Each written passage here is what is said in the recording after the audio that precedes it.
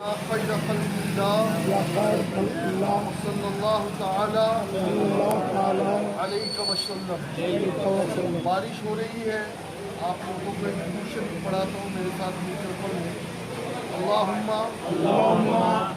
صلی وسلم وبارک علی سیدنا مولانا محمد النبی الأمی الحبیب العالی القدر العظیم الجاہ وعلی آلہ وصحبہ وبارک وسلم۔ اس درود شریف کی فضیلت یہ ہے کہ اگر کوئی بارش ہوتے وقت اس درود شریف کو پڑھے تو جتنے قطرے بارش کے گریں گے، ہر قطرے کے بدلے مولا کریم درود و سلام پڑھنے کا ثواب عطا فرمائے۔ آج ماشاءاللہ بہت ساری نسبتیں ایک ساتھ جمع ہیں۔ ماہ ذی الحج، یہ مہینہ حضرت ابراہیم سے منسوب ہے، حضرت اسماعیل سے منسوب ہے۔ پھر اس کے بعد اس مہینے کو نسبت ہے خلیفہ دوم حضرت امیر المومنین سیدنا فاروق اعظم رضی اللہ تعالیٰ عنہ سے۔ اسی طریقے سے اس مہینے کو نسبت ہے خلیفہ سوم حضرت سیدنا عثمان ذو النورین سے۔ اور ایک نسبت اور اس مہینے کو حاصل ہے، وہ نسبت یہ ہے کہ اسی مہینے میں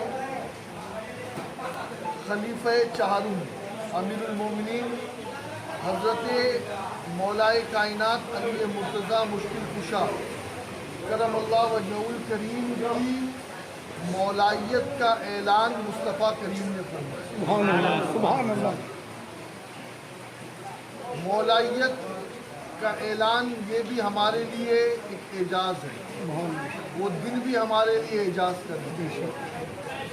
تو آج انشاءاللہ رب العزت تھوڑی دیر کے لیے ہم لوگ کچھ سمجھنے کی کوشش کرتے ہیں۔ گزشتہ محفل میں ایک مہمان تشریف لائے تھے، اس وجہ سے وقت میں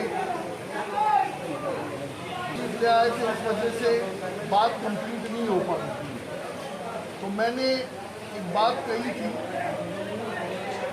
کہ ڈاکٹر اقبال نے کہا بڑی ہی سادہ و رنگی ہے داستان حرم، بڑی ہی سادہ و رنگی ہے داستان حرم، نہایت اس کی حسین۔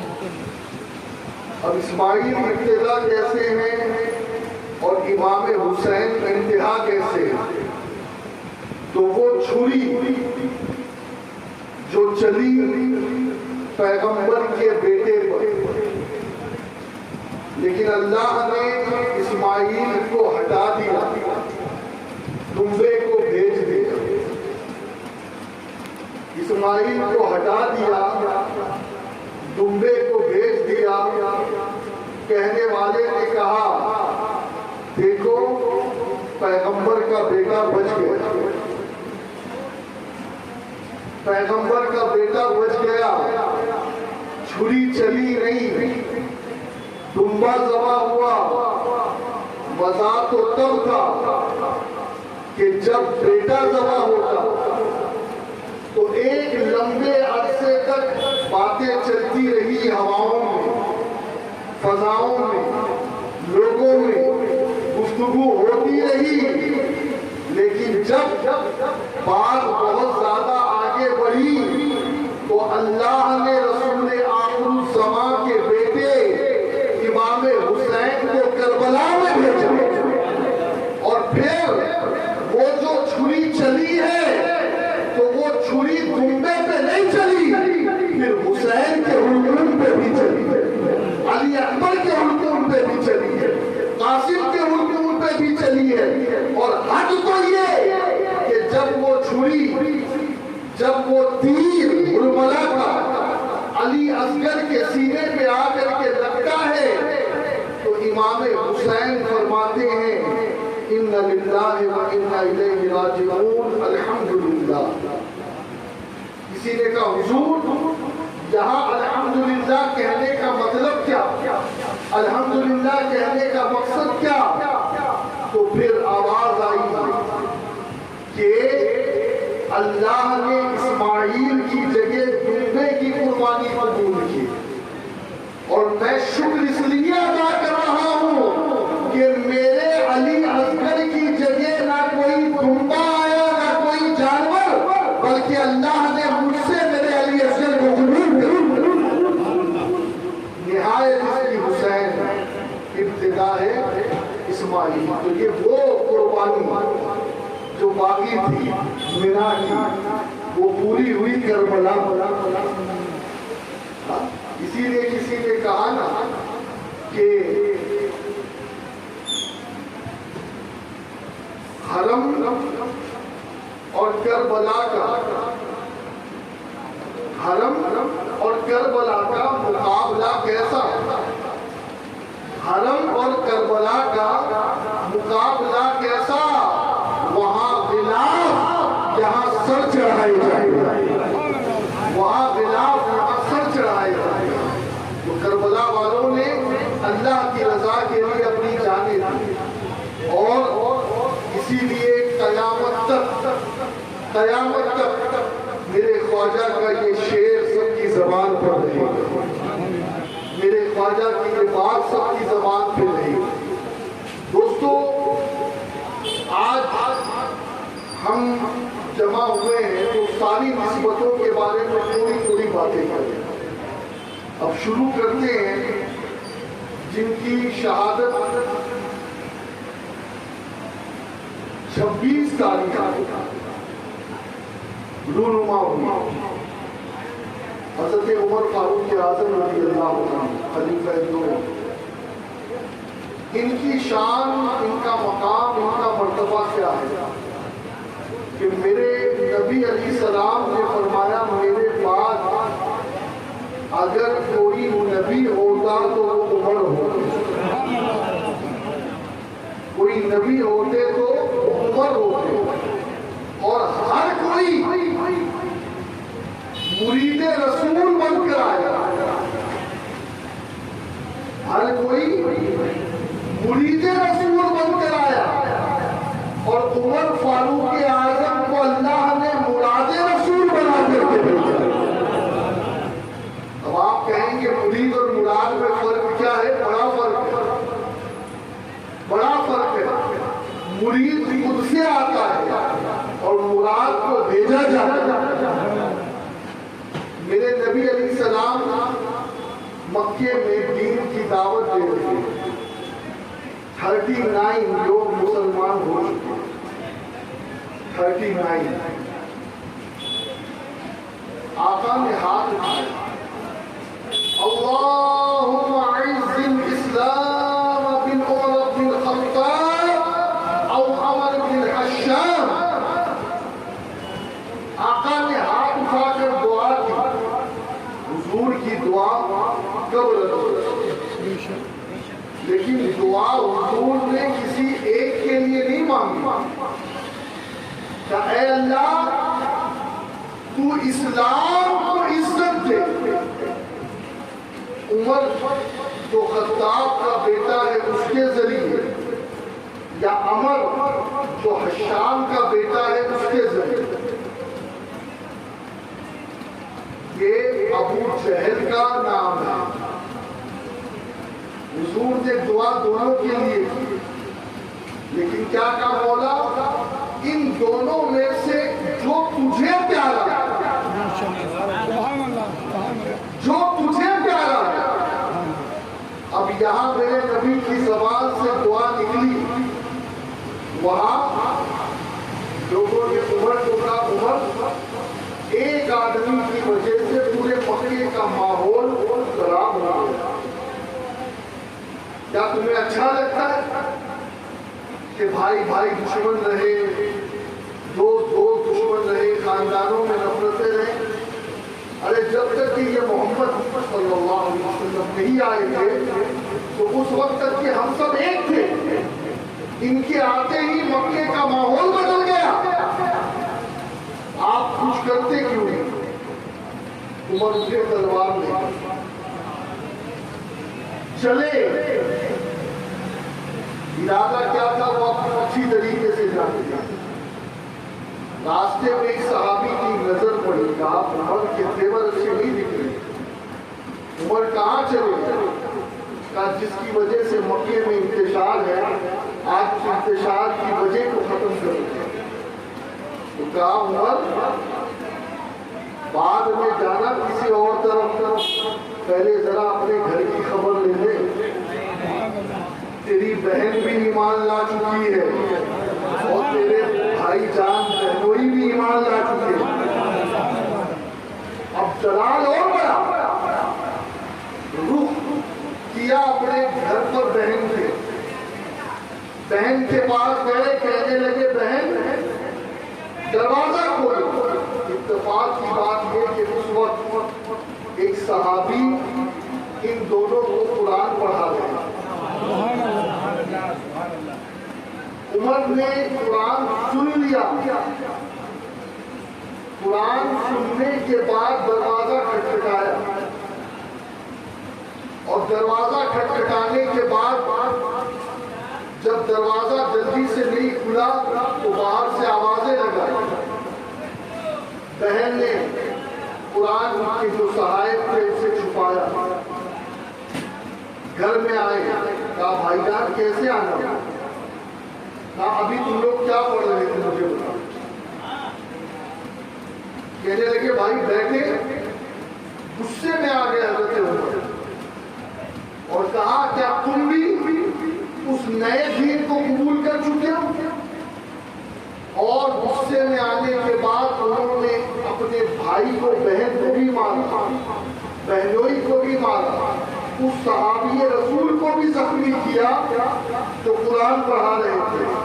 اب آپ دیکھیں نا، وہ بہن جس نے زندگی میں کبھی اپنے بھائی کے سامنے اونچی آواز سے بات نہیں، لیکن جب ایمان دل میں آ جاتا ہے نا تو پھر آواز جب بھی نکلتی ہے تو شیر کی آواز ہوتی ہے۔ اس بہن نے دہاڑ کر کہا بھائی تم سمجھ رہے ہو تم ہمیں مارو گے تو ہم دامن مصطفیٰ چھوڑ دیں گے؟ نہیں نہیں، تم اگر ہماری بوٹی بوٹی بھی کر دو تب بھی ہماری زبان پر لا الہ الا اللہ محمد رسول اللہ یہی کلمہ رہے۔ حضرت عمر حیران ہوا کہ یہ میری بہن جس نے زندگی میں کبھی، آج یہ اتنی اونچی آواز سے بات کر رہی ہے۔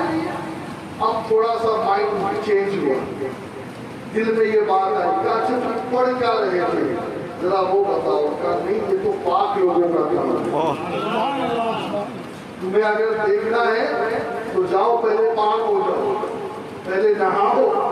ہاں لا یمسہ الا المطہرون قرآن کہتا ہے نا، جاؤ پہلے نہاؤ۔ اب حضرت عمر نے قرآن کی آیتوں کو دیکھا، اب دل کی دنیا میں انقلاب آیا۔ اب بڑے دار ارقم کی طرف، دار ارقم میں میرے آقا تشریف فرما کے صحابہ نے خبر دے دی عمر آ رہے ہیں، ہاتھ میں تلوار بھی ہے۔ اللہ اکبر، عم رسول اللہ امیر مدینہ حضرت امیر حمزہ رضی اللہ عنہ حضور کے چچا، کہا عمر آتا ہے تو آنے دو، اگر دنیا ٹھیک ہے تو ٹھیک، ورنہ عمر کی تلوار سے عمر کو ذبح کر دوں۔ آپ دیکھیں یہ نہیں کہ اپنی تلوار سے مارنے، آنے دو عمر کو۔ اگر اس کا ارادہ نیک نہیں رہا تو تلوار بھی عمر کی ہوگی، گردن بھی عمر کی ہوگی، اور کاٹنے والا حمزہ ہوگا، حمزہ ہوگا۔ اب آئے مصطفیٰ کی نظر سے نظر ملی، تلوار چھوٹ گئی، قدموں میں گرے، قدموں میں گرے۔ عرض کی یا رسول اللہ مجھے بھی کلمہ پڑھا کر کے مسلمان بنائے۔ یہ قرآن کا اعجاز ہے، یہ قرآن کی آیتوں کا اعجاز ہے۔ یہ سویڈن، امریکہ، فرانس، پرابلم کیا ہے پتہ ہے آپ کو؟ دنیا کی کسی دوسرے مذہب کی کسی کتاب کے بارے میں کبھی آپ نے سنا ہے کہ کسی نے بے حرمتی کی ہے؟ سنا ہوگا مجھے بتا دو۔ نہیں۔ قرآن کے پیچھے دنیا کیوں پڑی؟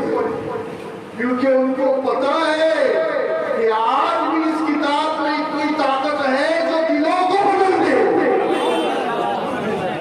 آج بھی اس کتاب میں اتنی طاقت ہے، اس لیے اس کتاب کی دشمن بنی۔ اور یہ حقیقی معنوں میں یہ اس کتاب کو کیا جگہ پائے گے؟ یہ اس کتاب کی تبلیغ کر رہے ہیں۔ اس کتاب کی تو آپ کو پتہ ہے سب سے زیادہ نسخے قرآن کے کب بکے؟ 9/11 کے بعد جب لوگوں کے سامنے کہا گیا کہ اسلام تو ٹیررزم پھیلاتا ہے، اسلام تو اس طریقے سے فلائٹ میں بیٹھ کر کے بلڈنگوں کے اندر فلائٹ گھسانے کی بات کرتا ہے، خود بھی لوگ پڑھتے ہیں، تو لوگوں نے کہا اچھا ایسا اسلام؟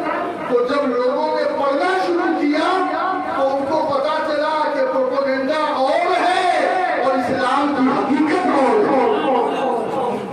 ابھی آپ کو پتا ہے اس سال ایک ساؤتھ افریقہ کا پادری جس کے 1 لاکھ ماننے والے، اس نے ایک خواب دیکھا اور خواب دیکھنے کے بعد اس نے بھرے چرچ کے اندر اس بات کا اعلان کیا کہ دوستو دنیا میں اگر کوئی سچا مذہب ہے تو وہ اسلام ہے، میں بھی کلمہ پڑھتا ہوں، اور اگر تم میرے سچے فالوور ہو تو تم بھی اسلام قبول کرو۔ دوستو یہ قرآن کی طاقت ہے، یہ نبی کا وہ معجزہ ہے جو قیامت تک چلے گا، اور عمر کو بدلنے والا بھی قرآن ہے۔ یہ وہی آیتیں جو کانوں میں گھوم رہی تھی، عمر سمجھ گئے کہ یہ اللہ کا کلام ہے۔ اچھا اب دیکھیے نا، شان دیکھیے ایمان لانے کے بعد۔ اچھا دیکھیے ایک چیز بتاؤں میں آپ کو، مانگا تو حضور نے سوال بھی اونچا کیا۔ دیکھیے اونچی بارگاہوں میں اونچا ہی سوال کیا جائے، اونچی بارگاہوں میں اونچا سوال کیا۔ جنید بغدادی سے کسی نے پوچھا کہ مجھے اسم اعظم بتاؤ، اسم اعظم کیا مطلب ہے؟ اسم اعظم اسم نام اللہ، اعظم جو سب سے اونچا سب سے بڑا۔ تو حضرت جنید نے کہا اللہ کا کوئی چھوٹا نام ہو تو مجھے بتائیے۔ اس نے کہا حضور اللہ کے تو سارے نام بڑے، تو کہا ہاں اللہ کا ہر نام اس میں اعظم ہے، بس شرط یہ ہے کہ تو دل سے پکار، جس نام سے اسے پکارے گا وہی اس میں اعظم ہے۔ تو دوستو حضور نے بھی مانگا تھا اللہ ابو جہل ہے اور عمر ہے، یہ دونوں اپنے وقت میں ایک طاقت رکھتے ہیں، ایک پاور رکھتے ہیں۔ اے اللہ میں کوئی چھوٹی موٹی چیز نہیں مانگ رہا، یا تو عمر دے یا ابو جہل دے، ان دونوں میں سے ایک کو دے۔ اور کیوں دے؟ کیوں دے؟ اعز الاسلام، تاکہ ان سے اسلام کو عزت ملے۔ ہم ہوئے، تم ہوئے، کہ میر ہوئے، میری زلفوں کے سب اسیر ہوئے، سب کو عزت اسلام نے دی ہے۔ کس نے دی ہے بولو؟ ہاں آپ نے عزت نہیں دی ہے اسلام کو، ہم تو بدنام کر رہے ہیں اسلام کو۔ ہمارے کرتوت تو ایسے ہیں کہ لوگ ہمارے اعمال دیکھ کر اسلام سے متنفر ہو رہے ہیں۔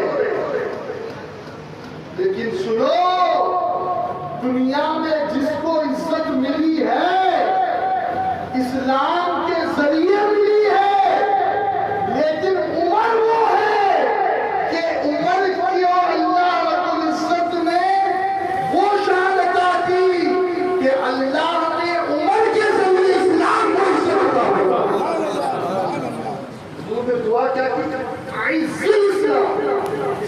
کو عزت دے عمر کے ذریعے. اور ہوا یہ ایمان لانے کے بعد عرض کرتے ہیں کیا ہمارا رب سچا نہیں؟ کا سچا. کیا ہمارا قرآن بھی سچا، دین بھی سچا؟ تو پھر ہم یہ کنویں کے اندر یا مٹکے کے اندر اذان کیوں دیتے ہیں؟ یہ چھپ چھپ کر عبادت کیوں کرتے ہیں؟ اگر ہم سچے ہیں، ہمارا دین سچا ہے، تو یا رسول اللہ پھر اعلانیہ عبادت ہو. آقا نے کہا جیسا عمر کہتا ہے رائٹ. اب ہوا کیا؟ حضور نے کہا چلو 2 صفحے بنے، 2 صفحے، 20 یہاں 20 وہاں، 2 صفحے. ایک صف میں آگے حضور کے چچا امیر حمزہ، دوسرے صف میں آگے سیدنا عمر بن خطاب، اور دونوں کے ہاتھوں میں تلوار. اب مکے کا ہر مشرک دیکھ رہا یہ کیا ہو گیا؟ عمر بھی اس پالے میں چلا گیا. وہ تو انہوں نے تو کچھ اور ہی سوچ کر کے عمر کو بھیجا تھا، لیکن آپ کو پتا نہیں ہے کہ وہ بارگاہ ہے کہ جہاں قتل کرنے والا بھی قتل ہو جاتا ہے. قتل کرنے والا خود قتل ہو جاتا ہے. یہ وہ بارگاہ ہے، وہ حضور کی نگاہوں کا اثر ہے. حضرت عمر بن خطاب رضی اللہ تعالیٰ عنہ وہ دیکھ کر کے اب کسی کی ہمت نہیں. اب یہ پہلی نماز ہے، پہلی جو سارے مسلمان علل اعلان کعبے کی دیوار کے سائے میں پڑھ رہے ہیں. اب ایک بات میں آپ کو بتاؤں، حضور کی ایک حدیث ہے، میرے نبی فرماتے ہیں صلی اللہ علیہ وسلم کہ جس نے دین میں کوئی برا کام ایجاد کیا اور قیامت تک کے اس برائی کو جو لوگ فالو کرتے رہیں گے تو مرنے کے بعد اس برائی کا عذاب اس کو ملے گا جس نے کسی برے کام کی ایجاد کیا. اور فرمایا اگر کسی نے دین میں کوئی اچھے کام کی ایجاد کیا، کسی نیکی کے کام کی ایجاد کی، کسی ثواب، تو جب تک لوگ وہ کام کرتے رہیں گے تو قبر میں بھی اس کام کو شروع کرنے والے کو ثواب ملتا رہے گا. اب مجھے بتاؤ کعبے کے نیچے نماز پڑھنا کس نے شروع کرا؟ نبی کی شان برترو والا ہے، نبی کی حکمتیں ہم ان کی بات نہیں کرتے، نہ موازنہ نہ مقابلہ کرتے، لیکن ہماری جو بات ہے وہ یہ ہے کہ عمر وہ تھے جنہوں نے کہا ہم علل اعلان عبادت کریں گے، کعبے کے سامنے عبادت کریں گے. وہ پہلا سجدہ جو نبی نے عمر فاروق اعظم کے ساتھ وہاں پر کیا، قسم خدا کی اس پہلے سجدے سے لے کر کے قیامت تک جتنے حاجی جائیں گے، جتنے سجدے ہوں گے، سب کا ثواب سجدہ کرنے والے کو بھی ملے گا اور عمر بن خطاب کے اکاؤنٹ میں بھی جمع ہوگا.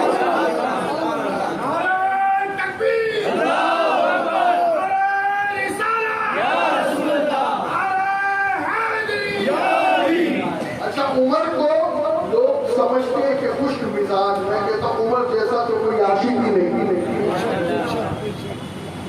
لوگ کہتے ہیں یار وہ دیکھو انہوں نے حجر اسود کو کیا کہا، تو پتھر ہے، نہ فائدہ دے سکتا ہے نہ نقصان، میں تجھے ہرگز نہ چھوڑتا، لیکن صرف اس لیے چھوڑ رہا ہوں کہ تجھے مصطفیٰ نے چھوڑا. میں نے کہا یہ بولی عاشق کی بولی. عمر نے کہا پتھر، مجھے پتھر سے مطلب نہیں، میں تو اس جگہ کو چوم رہا ہوں جہاں مصطفیٰ کے لب لگے. سمجھ رہے ہو؟ میں تو اس جگہ کو، جب کہ حضرت علی نے اس کا جواب دیا، اے عمر یہ نہیں، یہ پتھر وہ پتھر ہے جو لوگوں کو فائدہ بھی دے گا نقصان بھی دے گا. تو عمر نے کہا کیسے؟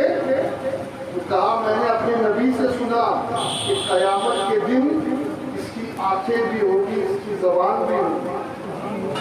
اور جس نے ایمان کے ساتھ اسے چوما وہ اس کے ایمان کی گواہی دے گا, اور جس نے نفاق یا کفر سے اس کو چوما وہ اس کے نفاق و کفر کی, تو اس کی گواہی کی وجہ سے اللہ کئی لوگوں کو جہنم میں ڈالے گا, اور اس کی گواہی کی وجہ سے کئی لوگ جنت میں جائیں گے. تو اس وقت حضرت عمر نے کہا تھا, علی تم نہ ہوتا تو عمر ہلاک ہو جاتا. ہاں, بڑی محبتیں تھیں, بڑی محبتیں تھیں. یہ چار یاروں کی محبتوں کی تو مثال ہی نہیں پیش کی جاتی. آپس میں ان کی جو محبتیں تھیں وہ بڑی عجیب تھی. تو میں عرض یہ کر رہا تھا کہ حضرت عمر فاروق اعظم رضی اللہ تعالی عنہ کی شان, آپ کا مقام کے حضور نے فرمایا میرے بعد کوئی نبی ہوگا,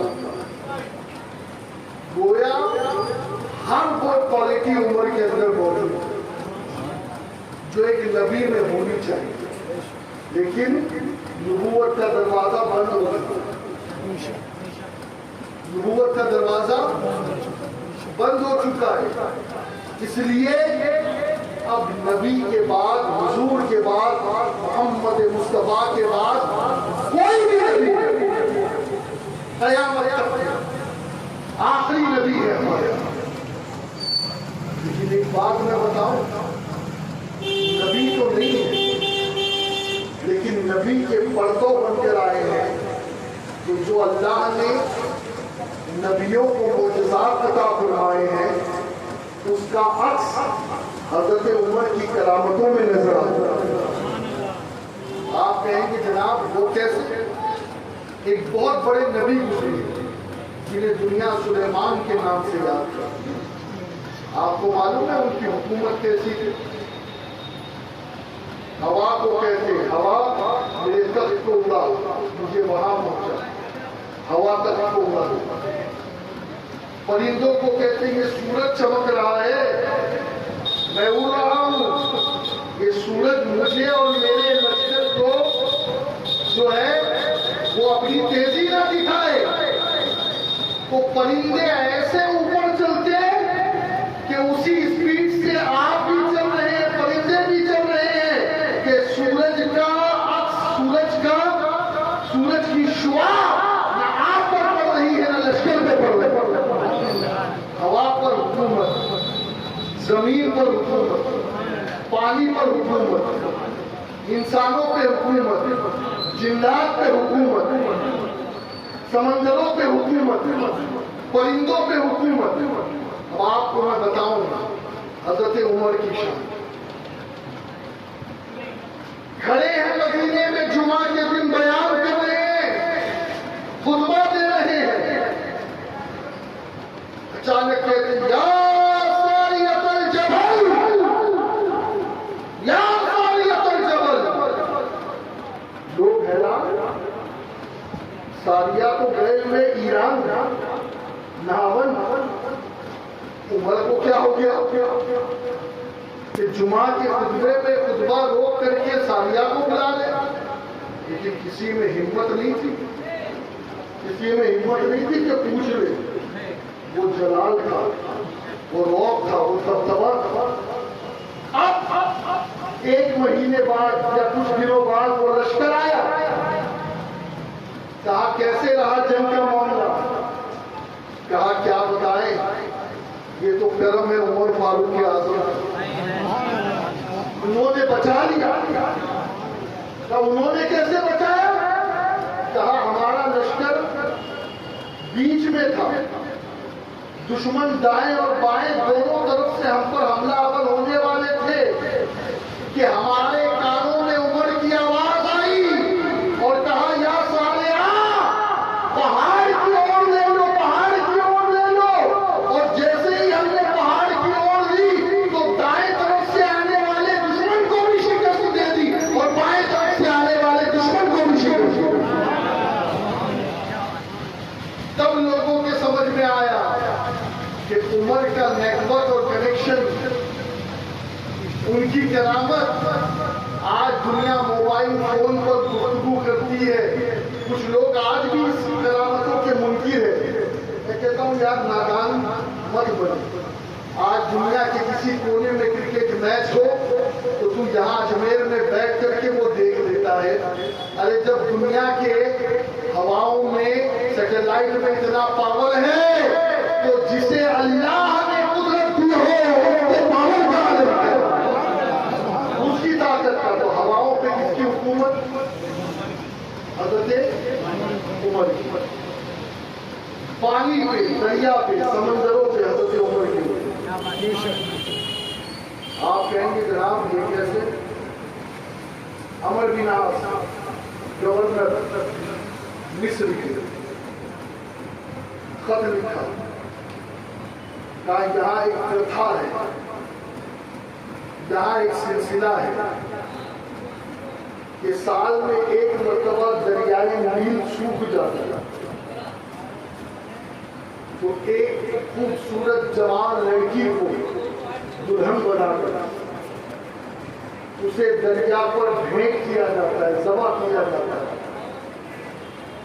اب اسلام ہم لا چکے ہیں، کیا کریں؟ حضرت عمر نے دو جواب لکھے. ایک جواب میں لکھا کہ عمر بن عاص گورنر مصر کے لیے، اور دوسرا خط لکھا کہا یہ خط دریائے نیل کے لیے. آج تک آپ نے دیکھا ہے کہ کوئی پانی کو خط لکھے؟ آپ کہیں کہ جناب اگر میں کہتا کہ ذرا انا ساگر کو یہ خط پہنچا دیتا ہے، پاگل ہے. انا ساگر کو خط کیا پہنچا؟ انا ساگر کیا کرے؟ لیکن سنو عمر نے کیا. عمر بن عاص نے پڑھا، حضرت نے لکھا صرف اتنا کہ جو خط میں نے دیا ہے وہ دریا میں ڈال دیا اور کچھ مت کرنا، کسی کو ذبح کرنے کی ضرورت نہیں، اسلام اجازت نہیں دیتا. وہ خط دریا میں ڈالا گیا. جہاں وہ خط دریا میں گیا وہاں پانی کے اندر ابال آیا. وہ دریا جو سوکھ چکا تھا وہ پہلے کی طرح بہنے لگا. عمر بن عاص نے خط لکھا تھا، حضور اللہ کا شکر ہے کہ وہ دریا بہنے لگا، لیکن آپ نے اس خط میں لکھا کیا؟ فرمایا میں نے اس خط میں لکھا تھا کہ میں اللہ کا بندہ عمر تجھ سے یہ کہتا ہے کہ اگر تو خود سے بہتی ہے تو عمر کو تیرے بہنے کی ضرورت نہیں، لیکن اگر تو اللہ کے حکم سے بہتی ہے تو اللہ کا بندہ عمر تجھے یہ حکم دیتا ہے کہ بہنا شروع کر. حکومت دریا پر، ہوا پر دیکھ لی حکومت، پانی پہ حکومت. اور میں کہتا ہوں کہ عمر کی ولایت سے، عمر کی حدیث سے اگر دریا جاری ہو رہا ہے، یہ بات ثبوت تک پہنچ چکی ہے، تو پھر میرے غریب نواز کے کوزے میں انا ساگر کا آنا اس کا آپ انکار نہیں کر سکتے، اس کا آپ انکار نہیں کر سکتے. تیسری طرف بڑھے زمین. ابھی زلزلہ آئے تو آپ کیا کریں؟ 2 گھنٹے بارش ہوئی تبھی آپ کی ہماری حالت کیا ہوگا؟ کیا ہوگا؟ زلزلہ آئے تو ابھی بھائی مجھ سے کہہ رہے تھے لوگ چل گئے، لیکن میں آپ کو بتا دوں یہ بہت لوگ ہیں. اگر صرف ایک آدمی بھی میرے سامنے بیٹھے تو میں غوث اعظم کے در کا کتا ان کا غلام ہوں. تو 1 لاکھ کو سناؤں گا وہی ایک کو سناؤں. ایک مرتبہ ایک شخص آیا بہت دور سے غوث پاک کی محفل میں، غوث پاک سے ملنے آیا. غوث پاک نے کہا کیسے؟ کہا حضور بس ملنے آیا ہوں، اجازت چاہتا ہوں. تقریر سنی کا نہیں، لیٹ ہو گیا، بس دعا میں شامل ہوا، تقریر نہیں سنی. اچھا تم نے میری تقریر نہیں سنی؟ ہاں حضور لیٹ ہو گیا. تب بیان کرتے غوث پاک کے خادم کہ وہ تقریر جو غوث پاک نے 70,000 یا 40,000 کے مجمع میں کی تھی، وہ پوری تقریر اس ایک بندے کے سامنے غوث پاک نے ہم تو انہیں کے غلام ہیں. ہاں یاد رکھیں, ہم مجمع دیکھے کبھی بولتے نہیں اور ہمیں مجمع چاہیے نہیں, کیونکہ ہمیں پتا ہے آپ کے مجمع کی حقیقت کیا. پتا نہیں لاتعداد اللہ کے فرشتے موجود ہیں, لاتعداد جنات موجود ہوں گے جو میرے غریب نواز کے دیوانے ہیں. لاتعداد ہم ان کا شمار بھی نہیں کر سکتے اور ہماری نظر بھی نہیں, لیکن محسوس ہم کر سکتے ہیں. محسوس ہم کر سکتے ہیں, ہمیں محسوس کر سکتے ہیں جس کے پاس احساس ہو. ہاں اب دوستو, حضرت عمر بن خطاب کی حکومت زمین پر, آپ کہیں گے کیسے؟ کیسے؟ تو ایسے کہ حضرت عمر کے دور میں مدینے میں زلزلہ آیا.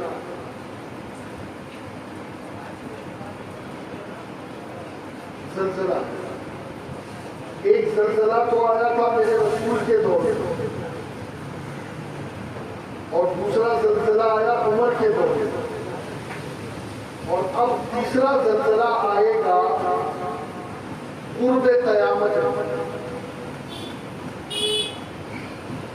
لیکن وہ زلزلہ نقصان کے لیے نہیں ہوگا, مدینے سے منافقوں کو بھگانے کے لیے ہوگا. جب وہ زلزلہ آئے گا تو آٹومیٹیکلی جتنے کافر, منکر, منافق سب مدینے سے بھاگ جائیں گے, اور صرف مدینے میں وہی رہیں گے جو ایمان والے اور نبی والے. تمہیں فرمایا جیسے وہ سانپ دل سے نکلتا پھر سمٹ کر دل میں آ جاتا, ایسے ایمان مدینے میں سمٹ گیا. ہاں تو وہ زلزلہ بھی آنے والا ہے مدینے.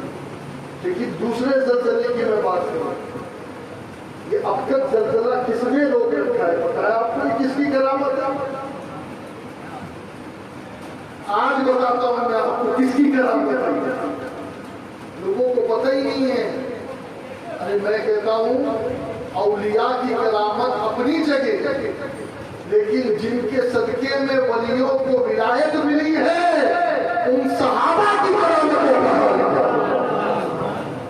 حضرت عمر بن خطاب کے دور میں زلزلہ آیا, افراتفری مچ گئی. آپ ایک کوڑا رکھتے تھے, وہی کوڑا اپنے زمین پہ, اور زمین کیا عمر تجھ میں انصاف نہیں کرتا؟ زمین سے گفتگو کرنے والا آج تک کوئی حاکم پیدا ہو. رضی اللہ مولا تبارک و تعالی عنہ ایک مرتبہ کھیت میں کام کر رہے ہیں. جی کھیت میں مزدوری کر رہے ہیں. مزدوری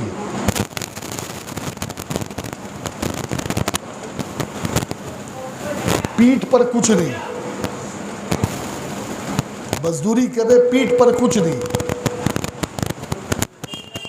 سورج چمکا, سورج نے اپنی تپش دکھائی, اور چٹکا سمجھتے آپ؟ چٹکا یعنی وہ تپش آپ کے بدن کو جس طریقے سے چمٹی لگتی ہے نا, ایسا جیسے جلا دے, ایسا چٹکا حضرت عمر کو لگا سورج کا. اب حضرت عمر نے جو کلاڑی تھی جو بھی تھا اسے وہی چھوڑا اور یوں پلٹ کر کے سورج کو دیکھا. وہ جلال کا اثر تھا کہ اسی وقت دن میں سورج غائب ہو گیا. سورج غائب ہو گیا. مدینے والے حیران کہ آج وقت سے پہلے سورج کیسے غروب ہوا؟ تو وہ سورج غروب نہیں ہوا تھا, وہ عمر کا جلال تھا, اور بتا دیا سورج عمر کے سامنے تیرے جلال کی کوئی حقیقت نہیں ہے. تو سورج پر بھی حضرت عمر کی حکومت. اور اب تھوڑی سی دیر تذکرہ کر لیتے ہیں حضرت عثمان کا. شہادت بھی حضرت عمر کی نرالی تھی. شہادت نرالی تھی حضرت عمر کی. جب آپ کو شہید کیا گیا, سبحان اللہ, ابو موسیٰ اشعری آئے اور کیا کہا معلوم؟ آپ دودھ پی رہے تھے تو وہ دودھ بہہ رہا تھا، شدید زخم تھا، 4 دن آپ زخمی رہے، اس کے بعد شہید ہوئے۔ حضرت ابو موسیٰ اشعری نے ایک جملہ کہا کہ عمر اگر آپ چاہیں تو رب آپ کی موت کو ٹال دے۔ یہاں سے اللہ والوں کی طاقت پتہ چلتی ہے، لیکن اللہ والے موت کو پسند کرتے ہیں۔ کیوں پسند کرتے ہیں؟ کیوں پسند کرتے ہیں؟ کیونکہ جتنے ہمارے پیارے دنیا میں زندہ ہیں نا، اس سے بھی زیادہ پیارے ہمارے اس وقت قبر میں اور آخرت کی زندگی میں، اور جو حقیقی معنوں میں ان سے پیار کرتا ہے تو وہ یہی کہتا ہے اللہ جلدی موت دے۔ دنیا میں تو غریب نواز کی مزار دیکھتے ہیں، مرنے کے بعد غریب نواز کا رخ زیبا دیکھنا نصیب ہو، ان کے قدموں تک رسائی ہو جائے گی۔ اب تو ان کی چوکھٹ پہ رسائی ہے، مرنے کے بعد ان کے قدموں میں رسائی ہو جائے گی۔ تو موت ایک بہت عظیم